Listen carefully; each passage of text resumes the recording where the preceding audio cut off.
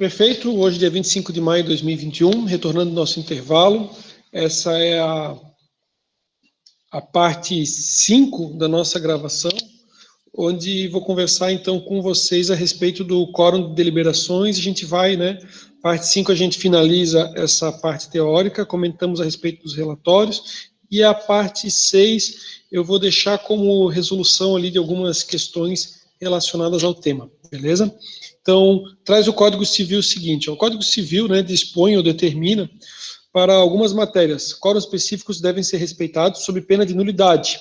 A gente viu situações que ensejam nulidade, e aqui a gente está vendo a respeito dos quóruns. Então, diz lá, artigo 1336, alteração da fachada por um dos condôminos. Quórum, unanimidade, todos devem votar. Imposição de multa que não esteja na convenção.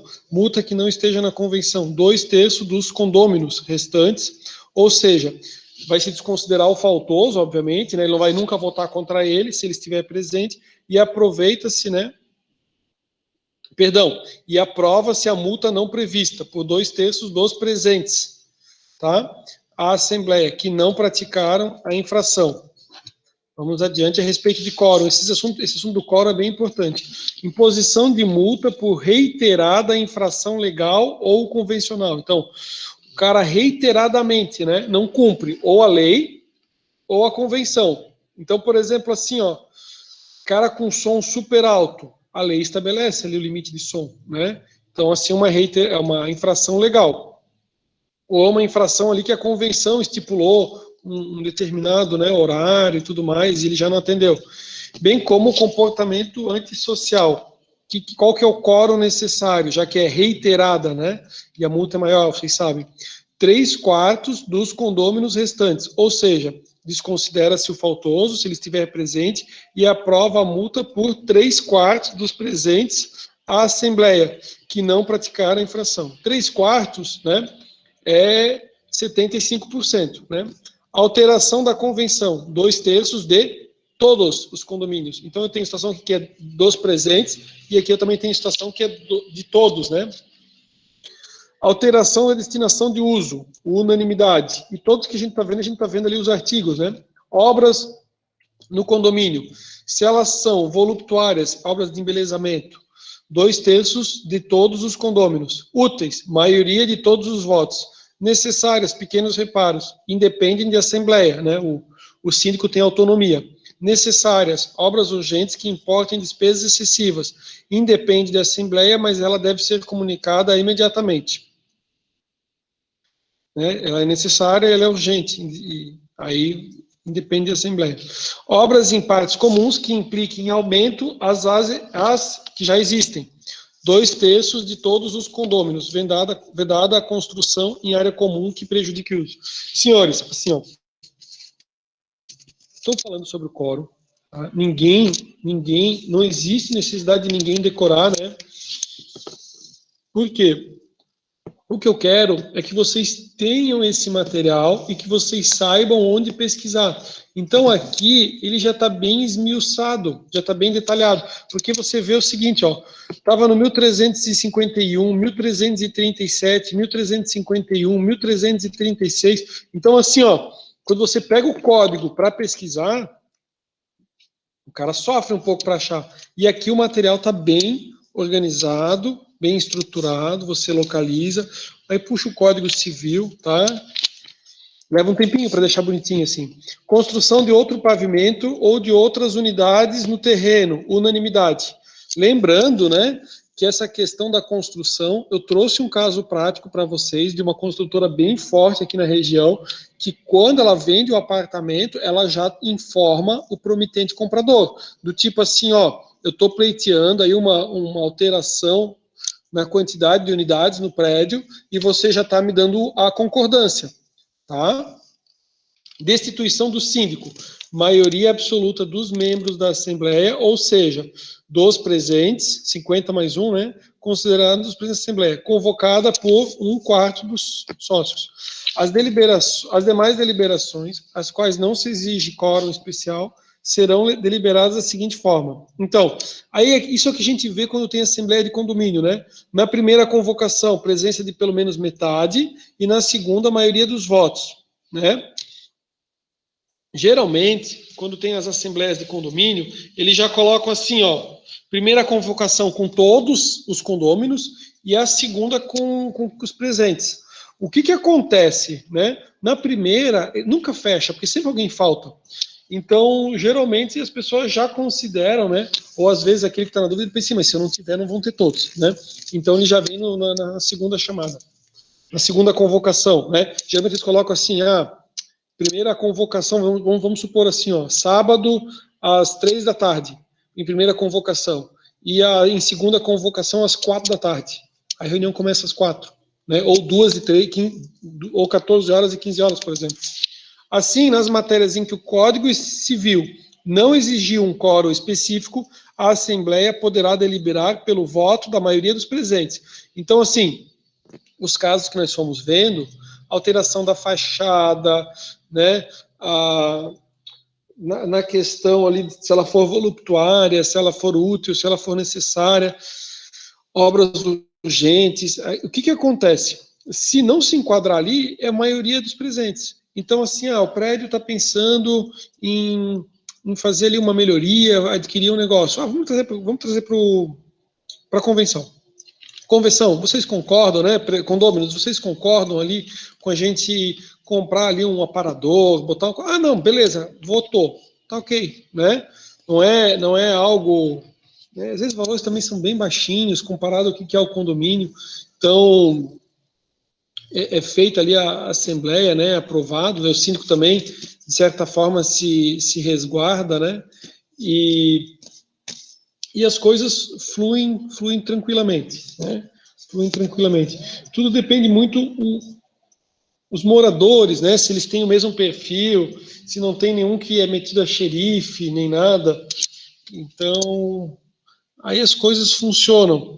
Eu vou sempre conversando de um condomínio com vocês, aí o gestor, né, ele decidiu então por impossibilitar que todos os membros, porque hoje em dia esse WhatsApp é uma loucura, que todos os membros ficassem escrevendo, né? Aí porque daí o pessoal começa a querer vender equipamento, fazer coisa que não tem nada a ver com condomínio. Aí ele bloqueou que outras pessoas que não o administrador, que é o síndico, né, que eles se manifestassem. Beleza. Vamos para o nosso intervalo, nosso momento de hoje. Estou falando aqui dia 25 de maio. Aí daqui a pouco começa meu telefone a vibrar direto. O que os condôminos fizeram? Eles criaram um outro grupo, me colocaram no grupo também, e daí eles colocaram assim, agora a gente pode conversar bastante aqui, porque daí o síndico não... Aí eles começam com todas aquelas conversas, né? Então não é fácil viver em condomínio, né? Não é fácil viver em condomínio. Seguindo, vamos ao que interessa. Desculpa, apertei demais. Vagas de garagem. A vaga de garagem tem gerado infinidade de problemas no âmbito dos condomínios. Seja como for, há duas espécies de vagas. As autônomas, com escritura e registro próprio, e o outro que é o direito de uso de vagas, previamente demarcadas em área comum, que não se separa da fração, né? Então, ou tem uma escritura própria, ou às vezes ela está lá e ela está demarcada, né? E tem as vagas rotativas também, né? Pode haver em edificações partes que são de propriedade exclusiva e as partes são de propriedade comum.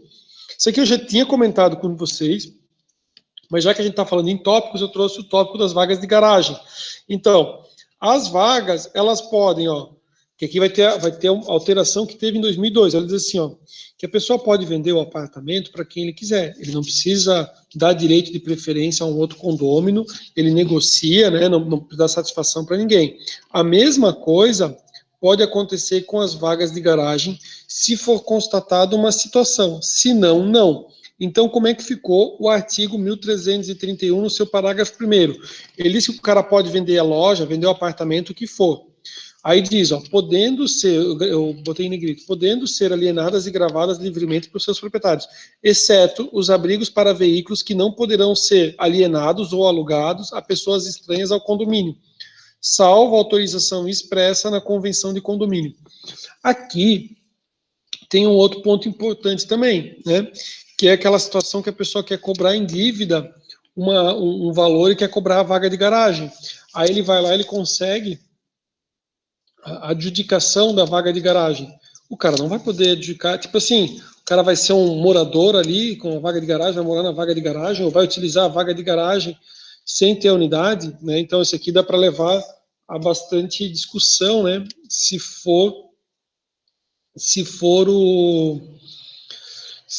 você for o cliente, né, que está sofrendo essa restrição. Agora, é claro, quem buscar a penhora, ele pode conseguir a penhora da vaga de garagem, e com a penhora da vaga da garagem, ele busca a venda dentre os moradores, tá? É um caminho. Se eu fosse quem estivesse cobrando, né, o valor de alguém que não me paga e tentar alegar ali tudo bem de família. Seja como for, quanto à redação, né, dada pela Lei 12.607, é preciso observar que a lei não excluirá da apreciação, né, o direito adquirido, né, e daí, o que acontece? A ideia do direito adquirido, né, do ato jurídico perfeito, da coisa julgada, dizendo o seguinte: se a pessoa, quando adquiriu, não existia essa lei, e na época foi negociado, cara, é justo, né? Então, assim, ele vai ter a vaga de garagem, mas não vai ter unidade, foi permitido, vai utilizar as áreas comuns do prédio, vai, né? Então, posta dessa maneira, a nova redação, só se aplica aos condomínios instituídos após da vigência, né? Uma vacatio legis de 40 dias, até a lei entrar em vigor, publicação em 5 de abril de 2012, tá? Que ele traz o questionamento para dar o norte, né, a quem busca preservar ou garantir seus direitos.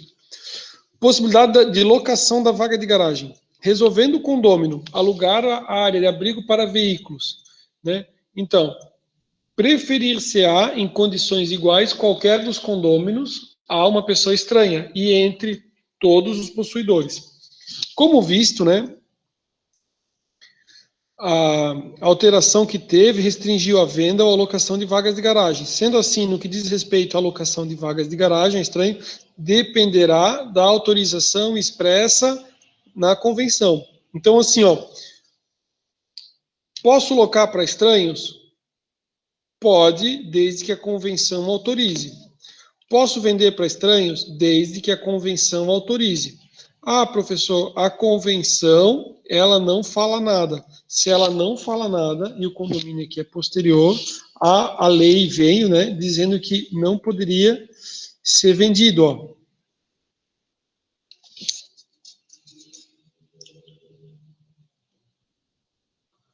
Isso aqui acho que eu tinha pulado, aqui, ó. Podendo ser alienada, né, que não poderão ser alienadas ou lugares por pessoas estranhas, salvo autorização expressa, beleza? Vamos voltar lá.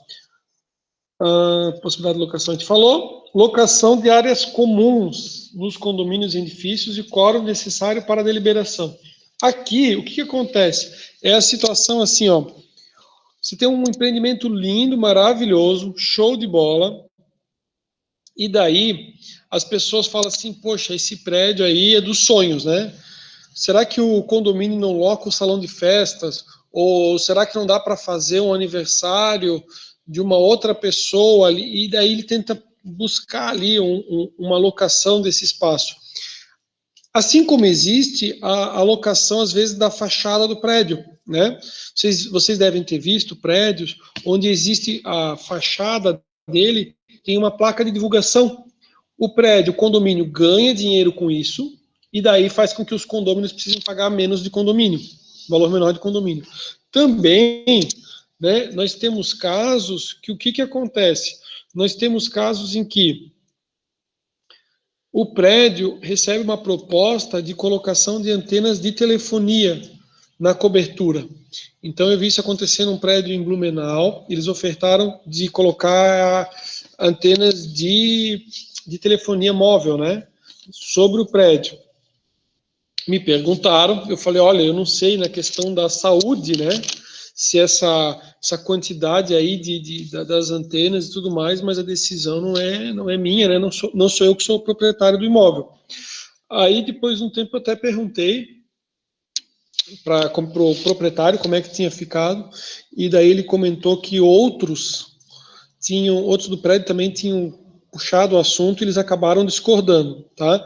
Mas então vamos ver como é que funciona a alocação da área comum. Então, assim, pode ser o salão de festas, pode ser o espaço para antena no superior do edifício, no terraço lá, né, na cobertura, como pode ser também aquela questão da fachada, que nem a gente falou, que daí tem toda aquela propaganda, né? Qual que é a vantagem, né? A ideia é baratear o valor do rateio, porque vai ter uma receita a mais. Então, quanto que é o quórum necessário para a deliberação? Questão que tem surgido, né, ultimamente, em virtude da diminuição das despesas, na busca, né, da diminuição das despesas do condomínio edilício, é o interesse dos condôminos em locar as áreas comuns, principalmente, né, mas não exclusivamente, para a instalação de antenas de telefonia móvel e placas de publicidade. De qualquer forma, mesmo partindo dos pressupostos de possibilidade e capacidade, a verdade é que necessariamente a locação deverá passar pela unanimidade dos condôminos reunidos em assembleia especificamente para esse fim.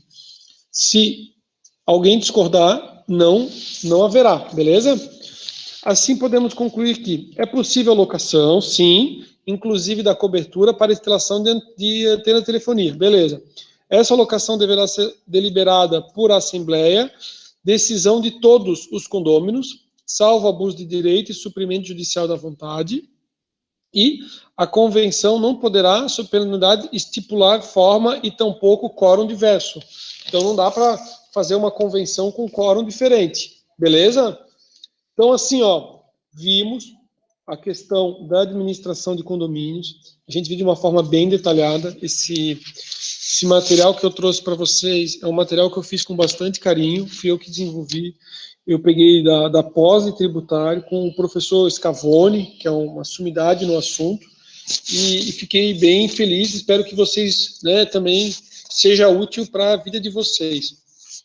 Agora, o que eu trago para vocês são algumas imagens ali, né, dos relatórios para quem busca fazer administração, e eu trago como base de um pequeno condomínio. Esse material não foi desenvolvido por mim, esse material, quer dizer, eu fui orientador, né, de um trabalho de conclusão de curso de uma acadêmica de ciências contábeis.